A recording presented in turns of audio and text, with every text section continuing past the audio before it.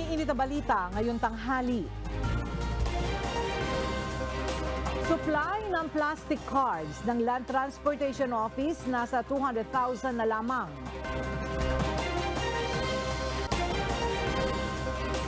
Pulis na pangunahing suspect sa paggawala ng beauty queen na si Catherine Camilon inalis na sa serbisyo. Ilang senador nababahala sa pagbibigay ng work visa sa mga pekeng kumpanya. Dating Pangulong Rodrigo Duterte nananatiling nangunguna sa 2025 Senatorial Candidate Survey. Kasunduan para sa Balikbayani sa Turismo Program nilagdaan ang Department of Tourism at Department of Migrant Workers. At pinakamalamig na temperatura sa Metro Manila ngayong 2024 na itala kaninang umaga ayon sa Pag-asa. Magandang tanghali mga kasangbahay. Ngayon po ay araw ng Huwebes, January 18, 2024. At una sa mga balita ngayong tanghali. Pinangunahan ni Pangulong Ferdinand Marcos Jr. at First Lady Liza Marcos ang pagbubukas ng showcase area ng Pasig Bigyang Buhay Muli project. Sa oras na makumpleto ang proyekto, magsisilbing itong tourist destination at kukonekta sa ilang syudad sa Metro Manila at kalapit na probinsya. Narito ang detalye sa ulat ni Nel Maribohok. Naniniwala si Pangulong Ferdinand Marcos Jr. na kayang buhayin muli ang sigla ng Pasig River. Sa pagbubukas ng unang phase ng Pasig Bigyang Buhay Muli project kahapon, nagpahayag ng kumpiyansa ang Pangulo na muling mapapaganda ang kahabaan ng Pasig River. We are here to blaze a path forward for this national asset. We are here to reject the defeatist view that the Pasig River is beyond redemption. We are here to consecrate ourselves to the mission of transforming Pasig River to what it is supposed to be. Ang showcase area na binuksan ay ang pangunang 500 meters na lugar sa likod lamang ng Manila Central Post Office Building. Ito ay magiging public park na may pedestrian-friendly walkway, may lugar na maaaring umupo na magsisilbing open-air venue sa anumang events. Sa kabuuan ng proyekto, babaguhin ang anyo ng 25-kilometer Pasig River mula Manila Bay hanggang sa Laguna de Bay bilang isang commercial areas at isang pampublikong parke. Maglalagay dito ng jogging paths at bike lanes mula sa Maynila hanggang sa probinsya ng Rizal. Sa mga tatamaan ng proyekto na informal settlers, ayon kay Department of Human Settlements and Urban Development Secretary Jose Rizalino Acusar, may 2 housing projects na inihahanda ang pamahalaan. Meron po tayong ginagawa. Ito po hindi lang po beautification. Ito po ay pa-proper din. Kasi po itong mga site na ginagawa po na ngayon ng resettlement ay dyan po sa Baseco. Dyan po sa may pier sa Philippine Ports Authority. Meron pong 25 hectares dyan. Almost 60,000 units po ang tatayo natin pabahay dyan. Naglabas ng Executive Order number 35 si Pangulong Marcos na lumilikha sa Interagency Council for the Pasig River Urban Development o IACPRUD na mangunguna sa rehabilitation efforts sa Pasig River. Ang Interagency Council ay may kapangyarihan na tumanggap ng grants, contributions, donasyon o gift cash o in-kind mula sa local at foreign sources upang suportahan ang pagbubuo at implementasyon ng Pasig River Urban Development Plan. Ayon kay Secretary Acusar, aabot sa 18 billion pesos ang kinakailangang pondo para makumpleto ang proyekto. Ang pondo ay magmumula sa pribadong sektor. Target itong makumpleto sa loob ng 3 taon. Nel Maribohok, UNTV News and Rescue. Diyos ang aming sandigan, serbisyo publiko ang aming pinahalagahan. Pinag-aaralan ng mabuti ni Pangulong Ferdinand Marcos Jr. ang rekomendasyon ni Health Secretary Ted Herbosa na suspindihin muna ang pagpapatupad ng dagdag kontribusyon sa PhilHealth ngayong taon. Ayon kay Presidential Communications Office Secretary Sheloy Garofil, pinag-aaralan na itong mabuti ng Presidente. Paliwanag ni Secretary Herbosa, may sapat na pondo naman ang PhilHealth para maipagpatuloy ang pagbibigay ng benepisyo. Nauna nang inianunsyo ng PhilHealth na ipatutupad na ngayong taon ang dagdag kontribusyon kung saan magiging 5% na ang babayarang premium rate ng mga miyembro nito. Nagbigay na ng direktiba si Pangulong Ferdinand Marcos Jr. sa Maritime Industry Authority o Marina upang standardize ang maritime sector ng bansa. Layo nito na masigurong nakasusunod ang Pilipinas sa international standards. Kahapon, pinulong ni PBBM ang mga opisyal ng Marina kung saan tinalakay ang mga solusyon sa mga hamon sa industriya. Maging ang mga reformang lehislatibo para mapaunlad ang maritime sector at makapagpahikayat ng dagdag na mamumuhunan dito. Inaprubahan na ni Pangulong Ferdinand Marcos Jr. ang pagbibigay ng pondo para sa rice subsidy at improved medical services para sa mga sundalo. Inihayag ng Pangulo ang magandang balita kasabay ng pagbisita kahapon sa Malacanang ng ilang matataas na opisyal ng Armed Forces of the Philippines at Philippine National Police. Ayon kay PBBM, bahagi na ng commitment ng kanyang administrasyon na mapangalagaan ang kapakanan ng tropa ng pamahalaan sa pamamagitan ng pagdaragdag ng pondo ngayong taon para sa Department of National Defense. Patuloy namang hinihikayat ng Pangulo ang AFP na lalo pang paigtingin ang ugnayan at pakikipag-alyansa sa ibang mga bansa upang mapalakas ang defense capabilities. Walang nakikitang isyong legal si retired Supreme Court Chief Justice Artemio Panganiban sa hakbang ng Senado na manguna sa panukalang pagbabago sa saligang batas. Samantala, nilinaw naman ang dating punong mahistrado na dapat ang panukala sa People's Initiative ay hindi manggagaling sa mga politiko o mga mambabatas. Narito ang report ni Dante Amento. Naniniwala si retired Supreme Court Chief Justice Artemio Panganiban Jr. na tama ang ginawang hakbang ng Senado sa pangunguna ni Senate President Juan Miguel Mig-Zubiri na paghahain ng resolusyon ng dalawang kapulungan ng Kongreso para sa panukalang pag-amyenda sa economic provisions ng 1987 Philippine Constitution. Ayon sa dating punong maestrado, may kapangyarihan ang mga mambabatas sa ilalim mismo ng batas upang magpanukala ng mga pagbabago. Of Senator Zubiri alongside with Senator Loren Legarda and Senator Angara to amend certain provisions of the constitutions will be, I think, valid initially. Kahit na ang gagawin ay voting separately o bukod na boboto ang Senado at House of Representatives sa proposed amendment sa halip na jointly, ipinapaintulot pa rin ito ng saligang batas sa ilalim ng Constituent Assembly o CONAS. Although the Constitution was not very direct in saying that it is to be that the two chambers are to be voting separately, yet the separate voting is implied from the other provisions of the Constitution. Pero ang hindi lang anya tiyak sa ngayon ay kung ano ang mangyayari sa hinaharap. Sa isyu naman kung sino ba ang dapat magpanukala ng pagbabago sa konstitusyon, kung mga mambabatas o constitutional experts, ayon kay Panganiban, depende ito sa gagamiting paraan. Para makapagpadala o makapamili ng mga delegado o eksperto, dapat ang Constitutional Convention o CONCON ang gagawin. There are means of the constitutional experts coming in when and if Congress calls for a constitutional convention. In that constitutional convention, there will be elected delegates from all over the country, and the so-called experts can run and be elected. That's the first. Maaari din anyang magkaroon ng mga eksperto bilang advisor sa Constitutional Convention o gagawing Constituent Assembly. Samantala, nilinaw naman ng former Chief Justice na pagdating sa issue ng People's Initiative, dapat ang panukala ay manggagaling direkta sa mga tao at hindi sa mga opisyal ng pamahalaan o sa pamahalaan mismo. A people's initiative can come from the local people. And if you're talking of, let's say, barangay captains, they're part of the local people, but not legislators. Because legislators, as I said, have their own methods given by the Constitution to change the Constitution. Kailangan din simple o madaling maintindihan ang panukalang pagbabago upang makaboto ng maayos ang taong bayan sa plebisito sa isang People's Initiative. kung hindi maintindihan ng mga tao, mahirap silang bumoto. They cannot vote intelligently. Hindi siya makakaboto na ito pala'y makaka-epekto sa kanilang pamumuhay.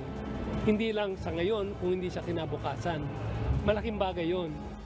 Samantala, nilinaw naman ni Commission on Elections o COMELEC Chairman George Erwin Garcia, bagamat may natanggap na silang signature pages o forms na may lamang perma kaugnay ng panukalang People's Initiative, anumang reklamo o isyu kaugnay nito ay wala pa silang jurisdiksyon. Kabilang sa aligasyon na lumitaw ay binayaran ang mga pumirma o pinangakuan ng pabor sa hinaharap. Magkakaroon lamang anya sila ng kapangyarihan dito kapag mayroon ng formal na naihaing petisyon sa kanila ang sinumang proponent nito. Alamin po natin kapag kami ganun po ng mga counter-allegation kapag po na-file na sa amin ang petisyon. Sa ngayon, ayon pa kay Garcia, kalat na sa buong bansa ang mga nagsumite ng pirma sa kanilang mga tanggapan kaugnay ng panukalang People's Initiative para sa charter change o pagbabago sa saligang batas. Dante Amento, UNTV, News and Rescue. Diyos ang aming sandigan, serbisyo publiko ang aming pinahahalagahan. Mayroon ng pondo ang Commission on Elections sa kaaling matuloy ang plebisito para sa charter change. Ayon kay Budget Secretary Amina Pangandaman, maaari naman itong kunin ng COMELEC sa kanilang 12 billion peso additional funding sa ilalim ng 2024 budget. Ngunit sinabi ni COMELEC Chairperson George Erwin Garcia na hindi naman para rito ang dagdag pondo na natanggap nila mula sa mga mambabatas. Gayunman, giit ni Secretary Pangandaman na dahil kasama na ito sa 2024 budget ng COMELEC ay maaari naman itong gamitin sa nasabing hakbang. Meron tayo existing 12 billion under the GAA para to go through the process. Iginiit ng Department of Finance na hindi labag sa batas ang mahigit sa 400 bilyong pisong inilaan ng gobyerno para sa unprogrammed funds. Paliwanag ng DBM, standby funds lamang ito na gagamitin sakaling magkaroon ng mga hindi inaasahang gastos para sa essential programs at iba pang proyekto. Narito ang report ni Jed Neresina. Nanindigan ng Department of Budget and Management na walang nilalabag na batas ang pagkakaroon ng unprogrammed funds. Ito ang tugon ni Budget Secretary Amina Pangandaman matapos maghain ng petisyon sina Albay Representative Edsel Lagman upang questionin ang legalidad ng nasabing pondo. Our definition, hindi po siya unconstitutional. Why? Kasi nga po, hindi po siya kasama dun sa talagang budget na may mangyayari lang po siya pag may mga certain triggers na mangyari. Oo. Pero yan po yung understanding namin. Giit ng DBM, hindi unconstitutional ang unprogrammed funds dahil hindi naman ito bahagi ng General Appropriations Act o National Budget. Paliwanag ng kalihim, ang budget para sa unprogrammed funds ay standby na pondo na gagamitin lamang sakaling magkaroon ng mga hindi inaasahang gastos para sa essential programs at iba pang proyekto. Yung unprogrammed appropriations po, kaya po siya unprogrammed, hindi po namin na-estimate, na project with the DOF, the DBCC, kung saan kukunin pa yung budget para doon. So we consider it as a standby appropriation. Meaning, may triggers po siya bago ma-release yung projects or projects under that item. Dagdag pa ng DBM official, ang mga unprogrammed items sa 2024 budget ay hindi otomatikong may budget allocation. Mairirilis lamang ang pondo kung masusunod ang ilang kondisyon, gaya na lamang kung may extra o sobrang kita ang gobyerno sa pamamagitan ng Bureau of Treasury. So meaning, kailangan po, meron kang extra revenue, kailangan po, pag foreign assisted projects po siya, automatic po siya, and then meron po tayong certification from the Bureau of Treasury. So when we compute the budget, at saka pag nilatag po natin yan sa Kongreso, ito pong part ng unprogram, at least for our purpose po, hindi po talaga siya kasama. Sa Samantala, handa naman ang pamahalaan na sagutin ng mga katanungan hinggil sa unprogrammed funds na nakapaloob sa 5.768 trillion peso national budget ngayong taon. Ayon kay Presidential Communications Cheloy Grafil, handa ang executive branch na magsumite ng komento para sagutin ang nasabing petisyon, sakaling ipag-utos ito ng Korte Suprema. Jed Neresina, UNTV News and Rescue. Diyos ang aming sandigan, serbisyo publiko ang aming pinahahalagahan. Nanindigan ng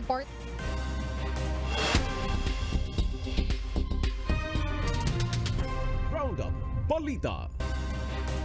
Nirespondihan ng Philippine Coast Guard ang isang nagkaaberyang bangka sa may katubigang bahagi ng Rojas City sa Capiz. Base sa report ng PCG, sinasabing nagkaproblema ang makina ng bangka sa kalagitnaan ng paglalayag nito. Nasagip ng mga rescuer ang 7 pasahero nito, kabilang na ang ilang mga bata, gayon din ang 3 crew ng motorbangka. Hinatak na ng Coast Guard substation sa Kalumpang Masbate ang nasirang bangka, habang naihatid na rin ang mga pasahero sa kanilang lugar sa Balud, Masbate. Posibleng maibalik na ang June to March school calendar sa 2025 to 2026 school year. Ayon kay DepEd Deputy Spokesperson Assistant Secretary Francis Bingas, base sa resulta ng kanilang isinagawang konsultasyon noong January 15, 2024, sang-ayon ang mga paaralan, guro at magulang sa mga probisyong nakapaloob sa draft. Bukas din ang ilang private school sa posibleng revision na ito, ngunit kinakailang pa nilang pag-aralang mabuti. Sa ngayon, nagpapatuloy ang review ng DepEd ukol sa hakbang na ito. Nagtakda ng ban ang Department of Agriculture sa importasyon ng mga domesticated at ligaw na ibon, kabilang na ang mga poultry products mula sa estado ng California at Ohio sa Amerika. Sa isang pahayag, sinabi ni Agriculture Secretary Francisco Tiu Laurel Jr. na ang importation ban ay dahil sa mga outbreak ng highly pathogenic avian influenza o HPAI sa rehiyon. Ayon sa kalihim, ang mabilis na pagkalat ng HPAI H5N1 strain sa Estados Unidos mula nang madetect ito ay nangangailangan ng paghihigpit sa kalakalan. Noong Nobyembre ng nakaraang taon, iniulat ng US Veterinary Services sa World Organization for Animal Health ang kaso ng H5N1 sa mga estado ng California at Ohio. Ipinag-utos din ni Secretary Tiu Laurel na agad isuspindi ang proseso at pagsusuri ng aplikasyon at paglalabas ng Sanitary Phytosanitary Import Clearance o SPSIC ng kalakal. Lahat ng shipments mula sa California at Ohio na nasa biyahe na, loaded o natanggap na sa mga pantalan ng Pilipinas bago ang ban noong January 15 ay papayagan pa rin. Nananatiling nangunguna sa posibleng senatorial candidate si 2025 elections si former President Rodrigo Duterte. Batay sa isinagawang survey nitong January 10 to 12, 2024 ng data research firm na Tangere, nakakuha ng 62% voter support ang dating Pangulo. Mas mataas ito sa nakuha niyang 60.96% noong December 2023 survey. Pumangalawa naman si CIS Party List Representative Erwin Tulfo na may 56.96%. Bahagyang bumaba ito kumpara sa 59.58% voter support noong nakaraang buwan. Pumangatlo naman si former Senator Vicente Tito Soto III, pang-apat si Senator Christopher Bongo, at pang-5 si former Manila Mayor Francisco Isko Moreno. Pang-6 si dating Senador Manny Pacquiao, pang-7 si Senator Ronald Bato de la Rosa, pang-8 si Senator Pia Cayetano, pang-9 si Senator Amy Marcos at pang-10 si Dr. Willie Ong. Habang nasa 11 to 15 position naman sina Senator Francis Tolentino, Senator Lito Lapid, broadcaster na si Ben Tulfo, former President Leni Robredo at former Senator Panfilo Ping Lacson. Ang 2025 Tangere Senate Survey ay isinagawa sa pamamagitan ng mobile-based respondent application na may 2,400 participants. Sisimulan ng hulihin ng Land Transportation Office sa February 1 ang mga jeep na hindi nakapag-consolidate para sa PUB Modernization Program. Bunsod dito, nagkakaroon na sila ng expansion at magtatayo ng mga bagong impounding areas para sa mga tradisyonal na jeep na magpupumilit pa ring pumasada. Narito ang report ni JP Nunez. Pagsapit ng February 1 ngayong taon, magkakaroon na ng hulihan sa mga tradisyonal na jeep na hindi nakapag-consolidate o nakapasok sa kooperatiba. Ang Land Transportation Office o LTO ang pangunahing ahensya na magsasagawa ng mga operasyon sa kalsada upang tiyaking nakapag-consolidate ang mga bibiyahing jeep. Nauna nang sinabi ng piston na patuloy na mamamasada ang kanilang mga miyembro kahit hindi nakapag-consolidate pagsapit ng Pebrero. Ngunit ayon sa LTO, mapipilitan silang hulihin ang mga ito at papatawan ng kaukulang multa na pwede ring mauwi sa pagkaka-impound ng jeep. So kung sila ipapasada na hindi naman sila nakirehistro, ayon sa batas, hindi pwede gawin yan. So, pipilitan ho namin i-impound yan. It's an impoundable offense, no? Ayon sa LTO, may mga inihahanda na silang mga bagong impounding areas at nagkakaroon na rin ng expansion ang mga impounding areas sa buong bansa. Ito nila ang paglalagyan ng mga tradisyonal na jeep na mahuhuli at mai-impound kung hindi sila susunod sa mga programang ipinatutupad ng pamahalaan. Dinalakihan na po namin yung mga impounding areas po natin. Para sa ganon, kung talagang pagdidiinan nila, tatakbo pa rin sila, they're violating the law already. So, we would implement the law as worded. Kung hindi, kami naman ang mababalikan, bakit sila hindi hinuhuli habang yung iba na hinuhuli naman namin. Ayon sa LTO, mayroong mga bagong impounding areas na bubuksan sa Carmona, Cavite, gayon din sa MOA area sa Pasay, Lipa City sa Batangas, maging sa San Pablo at San Pedro, Laguna. Habang magkakaroon naman ng expansion sa mga impounding areas ng LTO sa Bulacan, Pampanga, Tarlac at Nueva Ecija. Batay sa pahayag ng Land Transportation Franchising and Regulatory Board o LTFRB, otomatikong wala ng bisa ang Provisional Authority o prangkisa ng mga jeep na hindi nakapag-consolidate simula sa February 1. Ibig sabihin nito, ituturing na silang mga kolorum at pwede nang hulihin sa kalsada kapag pumasada. JP Nunez, UNTV, News and Rescue. Diyos ang aming sandigan, serbisyo publiko ang aming pinahahalagahan. Naghihintay ang Land Transportation Office o LTO ng opinyon mula sa Office of the Solicitor General kung maaari silang tumanggap ng donasyon ng plastic cards para sa lisensya. Ito'y kaugnay ng inaasahang pagkaubos ng mga plastic card na tatagal na lamang ng 2 linggo. Ayon sa LTO, kinakailangan tiyakin ng OSG na walang anumang ibang intensyon ang magdodonate nito. Ayon kay LTO Chief Assistant Secretary Vigor Mendoza, mayroon na nilang draft ang OSG at hinihintay na lang nilang ma-finalize. Anumang oras sa anya ay maaari na rin itong mailabas ng OSG. We're waiting for the formal opinion ng OSG. Ang OSG naman, nag-set up ng guidelines kasi it's a no condition donation to. Wala namang hiningi sa ating kapalit no, mag-donate. No?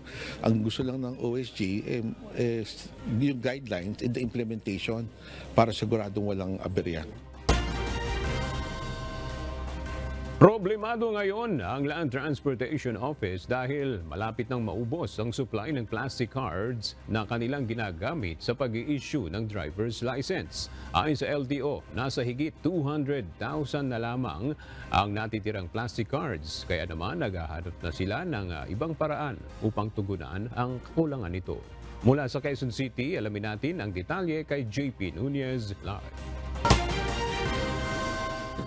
JP, ano yung mga paraan na ginagawa ngayon ng LTO para magkaroon ng sapat na supply ng plastic cards? Aga, katatapos nga lang ng press conference ngayon dito sa Land Transportation Office at ayon sa ahensya, sa ngayon, ang nasa plano ng LTO ay makakuha ng supply sa ibang mga government agency ng mismong plastic cards. Sa pamamagitan nito, hindi na dadaan sa bidding process yung mga gagamitin nilang plastic cards at agad nang magagamit sa pag-i-issue ng driver's license.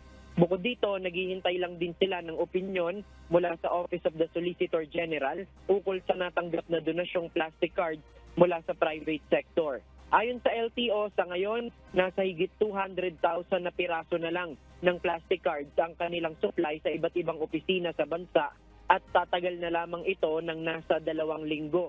Mayroon pa nilang nasa 2.6 million na backlog sa mga driver's license. Ito yung mga na-issuehan ng papel na lisensya. Ayon naman kay LTO Chief Assistant Secretary Vigor Mendoza, maaaring sa Pebrero ngayong taon ay papel pa rin na lisensya ang makuha ng mga aplikante. Bagaman may donasyong plastic card sa LTO noong Disyembre, hindi ito magamit dahil kailangan pa ng opinyon mula sa OSG para sa legal side ng paggamit nito. Habang ang supply naman na higit 5 milyon ay nahinto noong nakaraang taon dahil nga sa preliminary injunction na inilabas ng korte dahil sa kasong inihain ng natalong bidder.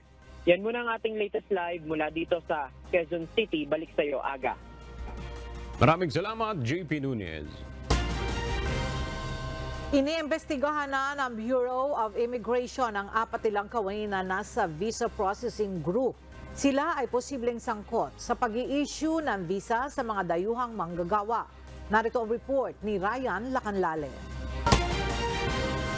Nagsasagawa na ng malalimang investigasyon ang Bureau of Immigration sa sinasabing pag-issue ng visa sa mga foreign workers sa bansa, kung saan gumagamit sila ng mga peking kumpanya para sila ay mapetisyon. Ayon sa Bureau of Immigration, Nobyembre pa ng nakaraang taon nang matuklasan nila ang ganitong scheme kung saan maaaring sangkot ang ilang kawani ng ahensya. 4 na abogado ng BI ang kasalukuyang iniimbestigahan at nirelieve na sa pwesto. Maging ang lehitimong kumpanya, iniimbestigahan na rin sa maaaring naging partisipasyon nila sa scheme na ito. Siguro po ayoko lang pangunahan yung investigation, but there are a lot of accredited agencies po na nakikitang maaaring may involvement dito sa mga ito. Ito po mga accredited agencies ay mga authorized personnel po na maaaring mag-transact with the Bureau of Immigration in behalf of a foreign national. There are also 4 lawyers po na tinitingnan ng involvement. Ito pong mga abogadong ito ay empleyado din po ng Bureau of Immigration. So ito pong mga individual na ito ay iniimbestigahan sa ngayon at siguro po in the next few weeks makakapaglabas po tayo ng further updates tungkol po dun sa investigation na ito. Mahaharap sa kasong administratibo ang mga kawani ng BI kung mapatunayang mayroon silang kinalaman sa scheme na ito. Maaari namang makasuhan ng kasong kriminal, makansela o di kaya ay bawiin ang akreditasyon ng lehitimong agency at ma-forfeit ang kanilang pondo kung sangkot sila dito. Sa resulta ng initial audit ng Bureau of Immigration, lumalabas na nasa 457 ang dayuhang manggagawa na naisyuhan ng 9G visa kung saan 116 ang nakita nilang peking kumpanya. Pero maaari pa daw itong dumami at umabot sa 1,000 pagkatapos ng kanilang investigasyon. Ang Department of Justice nag-utos na sa Bureau of Immigration na i-audit ang record sa nakalipas na 5 taon ng BI. Kaya yan ang pinapaimbestigahan ko 5 years back para matigil na itong kalokohan na to. No? Ano to it is an affront to our sovereignty that these people have been issuing all of this to them. Bubuo na rin ang fact-finding committee para simulan ang investigasyon. Yes, it's a priority measure of the office po. So immediately po, gusto natin matapos po itong auditing na ito para makapag-issue na po tayo ng necessary actions against those involved and those foreign nationals that have been using fake companies as their petitioners. Ayon sa Bureau of Immigration, nagiging competition pa ng mga Pilipino sa pag-iempleyo sa bansa ang mga ganitong dayuhang manggagawa. Kasi ang tinitingnan natin kung maaagawan ba ng foreign national na ito ng trabaho ang kababayan natin dito sa Pilipinas. And because of these activities na maaaring nabibigyan ng visa ang mga foreign nationals na hindi naman eligible na mabigyan ng visa, then there's a fear na maagawan yung mga kababayan natin ng trabaho na dapat po ay sa kanila. Sa ngayon, may order to leave na at naka-blacklist na sa bansa ang 457 na mga dayuhang manggagawa. May ilan na rin daw na napauwi sa kanilang bansa na karamihan ay mga Chinese. Ryan Lacanlale, UNTV News and Rescue. Diyos ang aming sandigan, serbisyo publiko ang aming pinahahalagahan. Nababahala ngayon ang ilang senador sa naiulat na paglalabas ng work visas sa mga peking kumpanya. Anila, malaking banta ito sa seguridad ng bansa. Mula sa Senado may report si Arlene Delgado live. Arlene, ano yung panawagan ngayon ng mga mambabata hinggil sa issue na ito? Aga nananawagan nga yung ilang mambabatas na panagutin ang mga nasa likod ng pag-issue ng work visa sa mga dayuhan na mula sa Peking Korporasyon. Para kay Senator Grace Poe, chairperson ng Senate Committee on Public Services, hindi matitigil ang mga krimen sa bansa na konektado sa Philippine Offshore Gaming Operator o POGO kung mismo ang Bureau of Immigration o BI ang magpapapasok sa mga illegal foreigners sa bansa. Kaya nananawagan ng senadora sa Department of Justice o DOJ na parusahan ang mga tauhan ng BI at iba pang individual na mapatutunayang sangkop sa iligal na pagpasok ng mga dayuhan. Si Senate Deputy Minority Leader Risa Hontiveros naman nababahala dahil posibleng may nakapasok na ng mga sindikato at kriminal sa bansa. Kanila rin anyang sisiyasatin sa susunod na pagdinig sa Senado ang paggamit ng mga dayuhan sa naturang work visas para makapagtrabaho sa mga pogo. Dismayado rin ng senadora na immigration muli ang sangkot sa issue halos 4 na taon mula ng unang naisiwalat ang Pastilla Scheme o pagbibigay suhol para sa mabilis na pagpasok ng Chinese nationals sa bansa. Kaya naman hinimok ni Senator Hontiveros ang BI na paigtingin pa ang paglilinis sa hanay nito. Aga-una na nga sinabi ni Justice Secretary Christine Boying Remulla na iniimbestigahan na ang issue at hinamon din ito si BI Commissioner Norman Tansinco na bigyang prioridad ang pagpapatigil sa gawain at ilabas ang records ng immigration. At yun muna ang update. Balik sa'yo, Aga. Maraming salamat, Arlene Delgado. Sinampahan na ng kaso ng pambansang pulisya ang 11 suspect sa pamamaril sa alkalde ng Datu Odin Sinsuat, Maguindanao del Norte. Kasama rito ang ilang pulis na rumesponde dahil sa umano'y lapses ng mga ito. Narito ang report ni Lea Ilagan.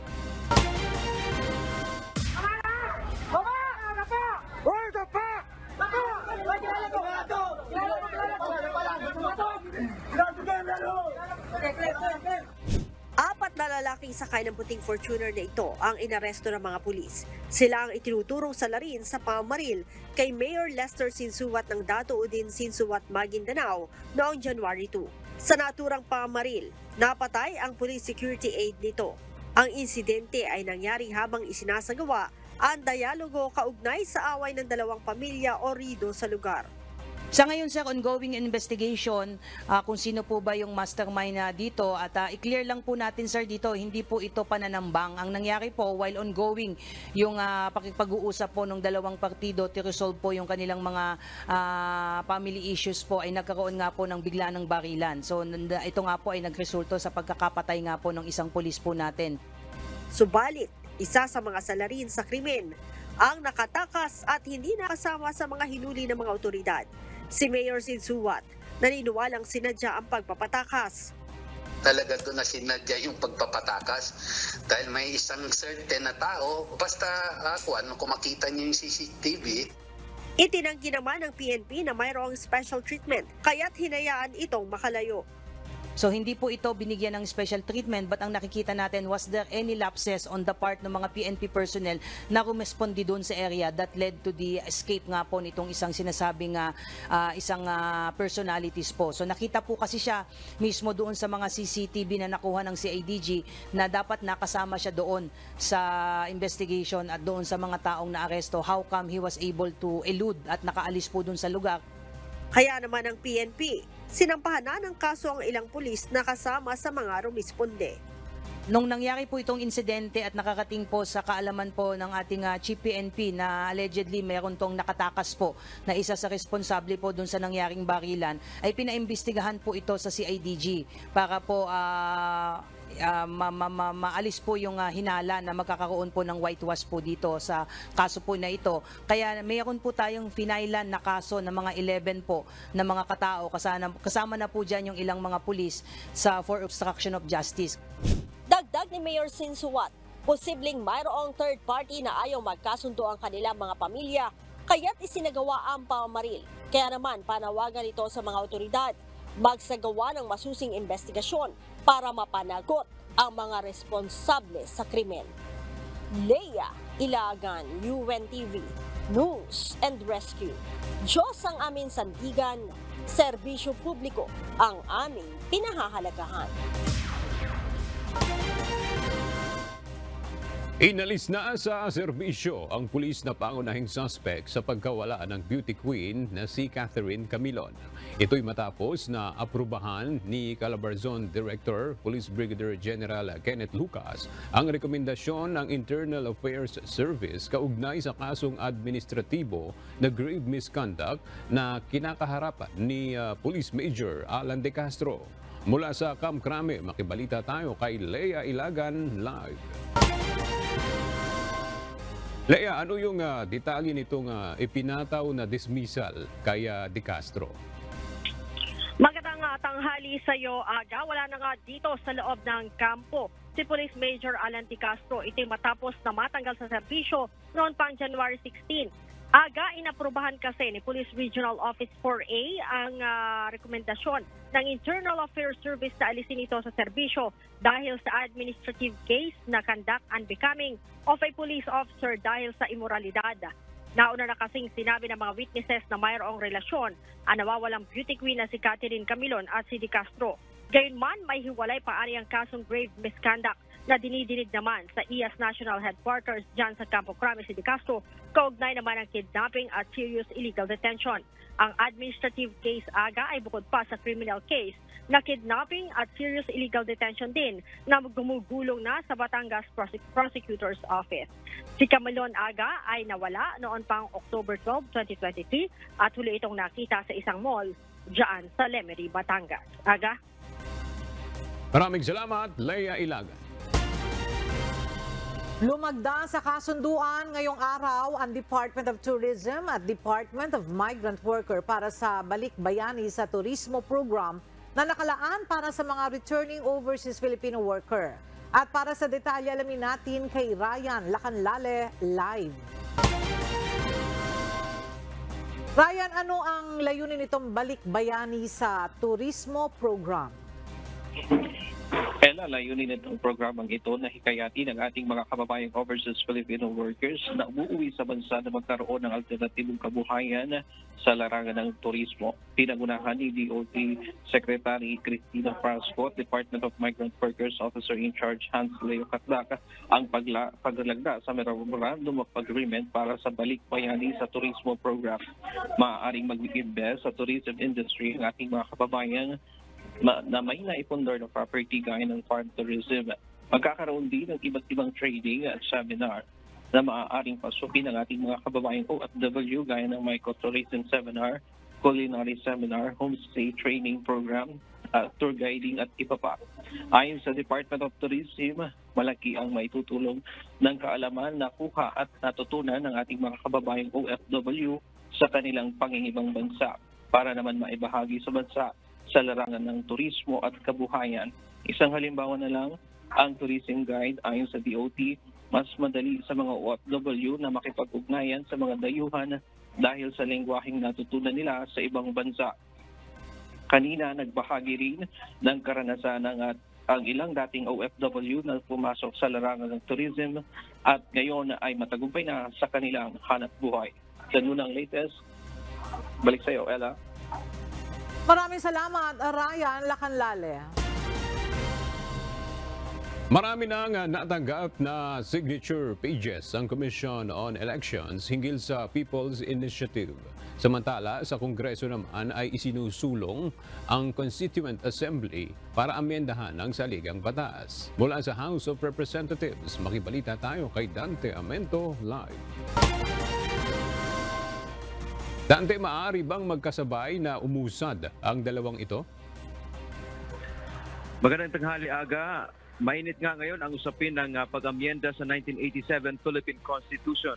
Mayroong nagsusulong ng People's Initiative bagamat hindi pa malinaw kung sino ang proponent o partikular na personalidad na nasa likod nito.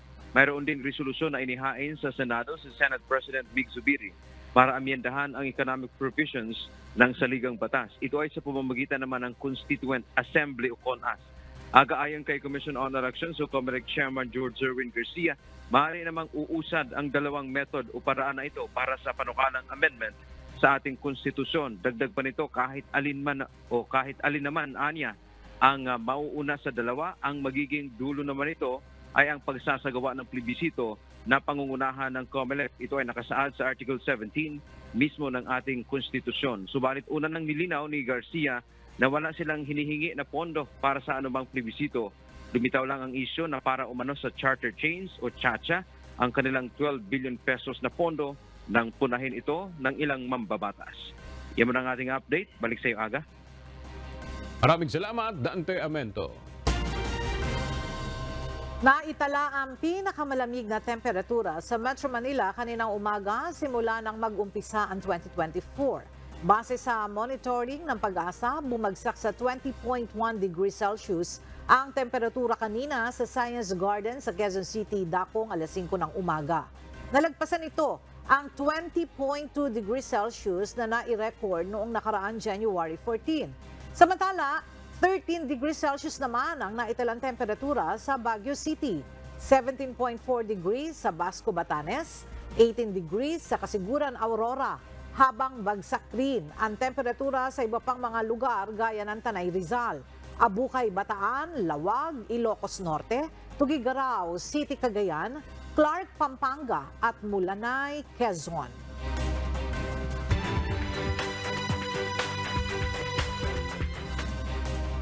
Idineklara na ni Baguio City Mayor Benjamin Magalong na tapos na ang gastroenteritis outbreak sa lungsod kasunod ng patuloy na pagbaba ng mga kaso nito. Mula sa Baguio City, ang detalye hatid ni Grace Flores live. Grace, kumusta na ang sitwasyon dyan sa Baguio City? Kumusta na yung resulta ng mga test na isinasagawa sa mga sample ng tubig dyan? Yes, Ella, magandang tanghali. Hinihintay na nga lang ni Mayor Benjamin Magalong ang resulta ng virology test ng mga water wheels. Sinabi ni Baguio City Mayor Benjamin Magalong na ang kritikal na panahon ng diarrhea outbreak ay tapos na at ang pamahalaan ng lungsod ay nakatuon na ngayon sa mga pathogen na naging sanhi ng sakit pati na rin ang pinagmulan at mga pangyayari ng kontaminasyon. Ayon pa kay Mayor Benjamin Magalong na napanatili ang pababang trend ng epidemic curve habang patuloy na bumababa ang bilang ng mga bagong kaso simula noong Enero 9. Hinihintay na lang natin yung virology test ng mga water wells natin sa Baguio Water District para masabi na natin na very safe na at pwede na uminom sa gripo ng Baguio Water District. Kasi naman talaga potable water yan eh. Basta wag lang dumaan sa mga tangke from their filtration system papunta sa gripo, sa distribution lines hanggang lumabas sa gripo. Walang nasawi at karamihan sa mga kaso ay nakarecover na o patungo na sa paggaling.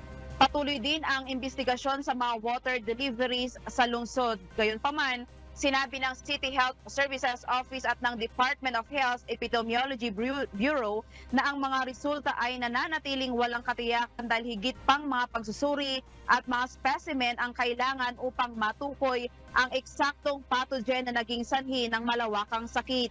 Ang Public Health Laboratory ng CHSO ay nagsagawa ng microbial analysis ng 64 na sample mula sa mga pinagmumulan ng tubig at natagpuan ang 10 na positibo para sa E. coli at bacteria, habang ang Baguio Water District na nagsagawa din ng water sampling ng mga pinagmumulan ng tubig ay nagulat ng lahat ng 88 sample ay natipon mula sa mga deep well nito.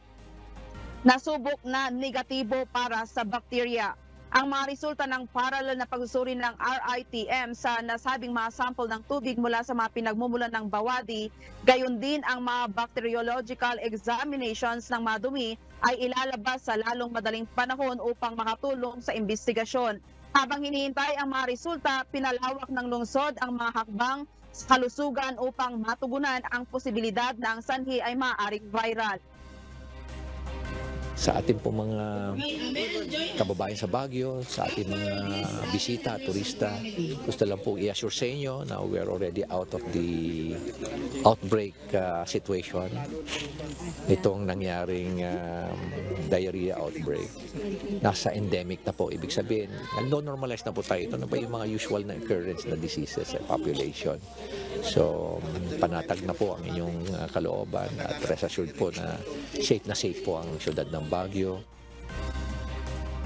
Paalala ng mga otoridad na gumamit ng chlorinated o purified distilled water para sa parehong pag-inom at pagluluto.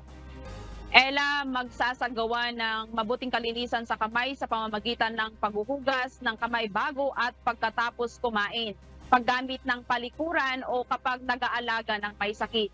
Kung may sakit at may mga iba pang sintomas pa rin ay magpahinga at manatili sa bahay at iwasang maghanda ng pagkain upang maiwasan ang pagkahawa sa iba. Yan muna ang balita mula dito sa Baguio City. Balik sa iyo, Ella.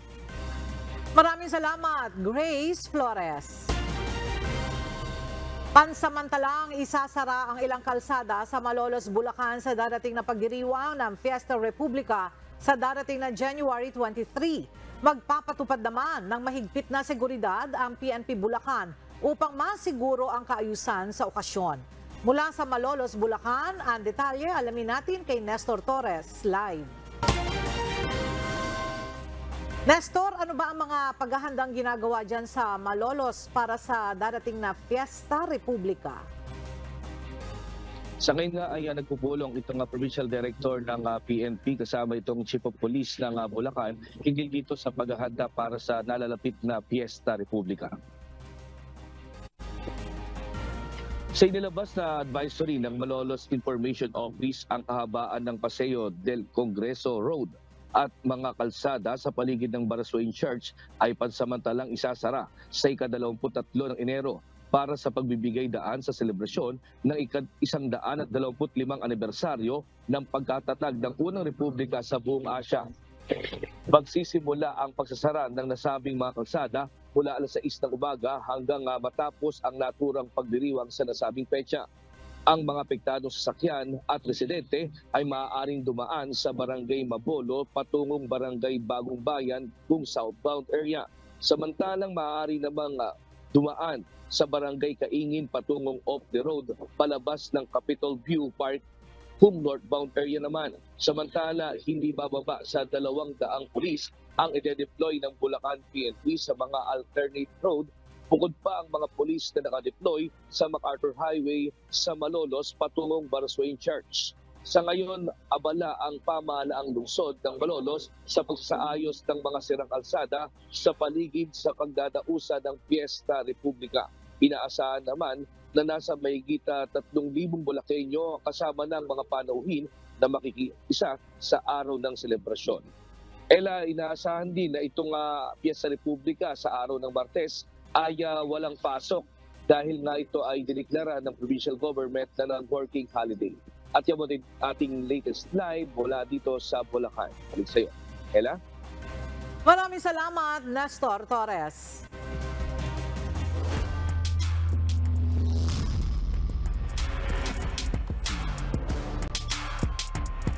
Tuloy-tuloy ang winning momentum ng SSS Kabalikat sa UNTV-COM Season 10 eliminations matapos itumba ang DENR Warriors kahapon. Rumesmak naman ang PNP responders at tinapos na ang kanilang second straight loss. Habang second straight win naman na ang AFP Cavaliers matapos gibain ang NHA Home Masters. Para sa detalye, narito ang report ni Bernard Dadis.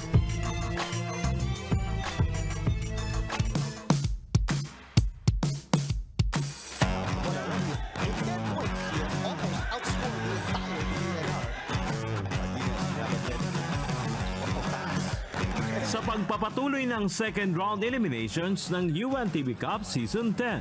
Itinumba ng SSS Kabalikat ang DNR Warriors sa kanilang bakbakan kahapon sa Paco Arena, Maynila. Mainit na offense agad ang ipinamalas ng Kabalikat team sa first kanto, with Listian Amparado na may 10 points para idikta ang malaking abante laban sa Warriors, 27-8. Si Carlito Kiambao naman ang bumuhat sa SSS with 12 points sa second quarter para dominahin ang DNR 50-23. Third quarter, kumayod ang 14 points si Melvin Bangal para sa DNR, subalit hindi ito sapat kontra sa well-distributed offense ng SSS. Kaya naman hindi naampat ang pamamaga ng kalamangan ng Kabalikat na 20 points, 71-51. Last quarter, hindi na pinayagan pang makahabol ng SSS ang DNR at pinalasap nila ito ng ikalawang pagkatalo ngayong season sa final score na 99-83. Best player of the game si Listian Amparado na may 24 points, 3 rebounds at 8 assists. At si Carlito Kiambao na may 16 points, 3 boards at tig-1 assist, steal at block. Nagkaroon talaga kami ng sistema. Ever since nung game na dumating din sila Coach Tubit, naglagay kami ng sistema.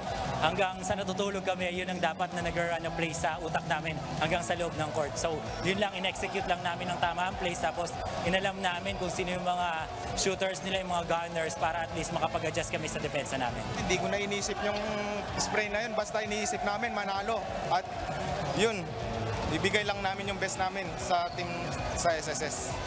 Ito na ang ika-4 na sunod na panalo ng SSS na may 5-4 win-loss record, habang ang DNR naman ay may 6 na panalo at 2 ng pagkatalo.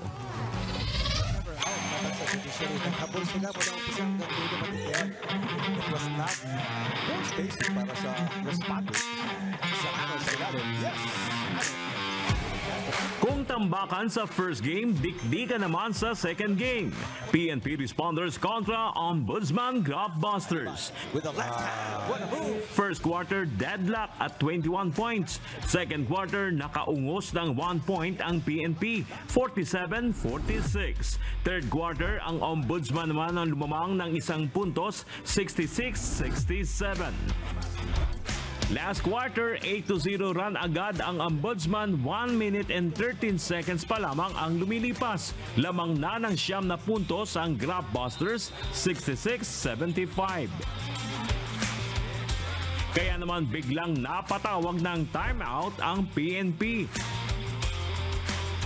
Pagbalik ng ball game, quick 2 points courtesy sa strong drive sa basket ni Marco Portuno para gisingin ang opensa ng PNP. Nice pass, Tolentino with a fake. Tolentino another pass. Under 3-minute mark, lumamang pa ng 7 points ang Ombudsman, 81-88.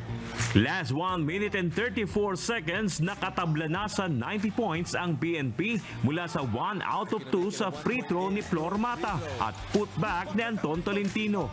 Puts it in! Oh, yes! 46 seconds left, big 3 mula kay Richard Villanueva at sinundan pa ng 2 points ni Flor Mata mula sa long assist ni Tolentino. Lamang na ng 5 points ang PNP, 95-90. Nagkumahog na ang Ombudsman, subalit tumunog na ang buzzer, 99-92, panalo ang PNP. Mistulang restback ito para sa Responders na natalo sa huli nilang 2 laban. Ito naman ang kalawang pagkatalo ng Ombudsman sa liga na may 5 panalo. Best player of the game sina Richard Villanueva na may 14 points, 2 board, 3 dimes at 1 steal at block. At si Marco Fortuno na may 22 points, 3 rebounds, 1 assist at 2 steal. Sabi ni Coach, ibigay lang kung ano yung best mo. Ayun nga, every minute, kailangan bigay mo lang hanggang kahit mapagod na mapagod. Talagang nag-focus kami sa 2 guard nila, si Laja at yung left-handed. So, ang sabi ni Coach, inimit lang namin yung score nila. Then, yun lang. Tapos yung pinaktis namin talaga, wala kaming offense, puro defense lang yung past few weeks. Yun lang pinagkaroon namin, puro defense.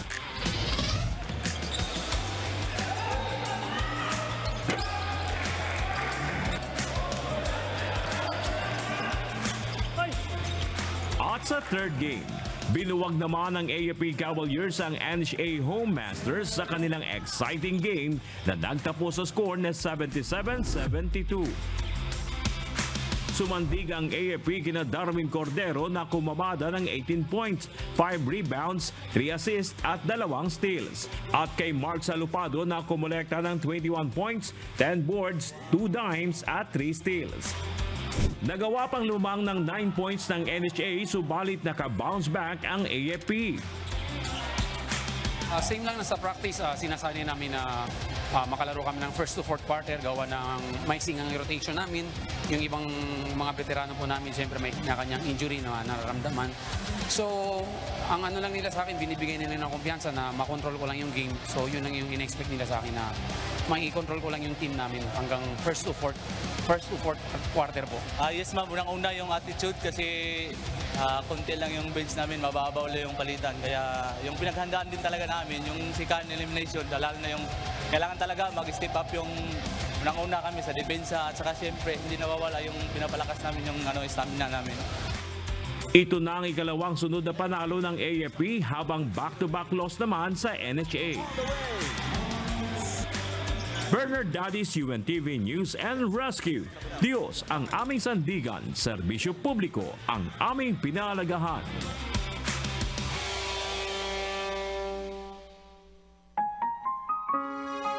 At sa ating pong iiwang mga salita ng Diyos na ating sandigan mula sa Aklat ng Kawikaan, Kapitulo 17, versikulo 9 na nagsasabi, ang nagtatakip ng pagsalangsang ay humahanap ng pag-ibig.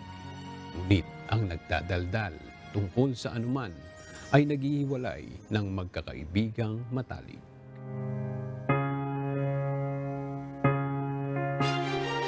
At yan ang mga balitang aming tinutukan at inaksyonan dahil sa aming pagbabalita, una, ang pagkalinga sa kapwa. UNTV News, may balita saan mang panig ng daigdig.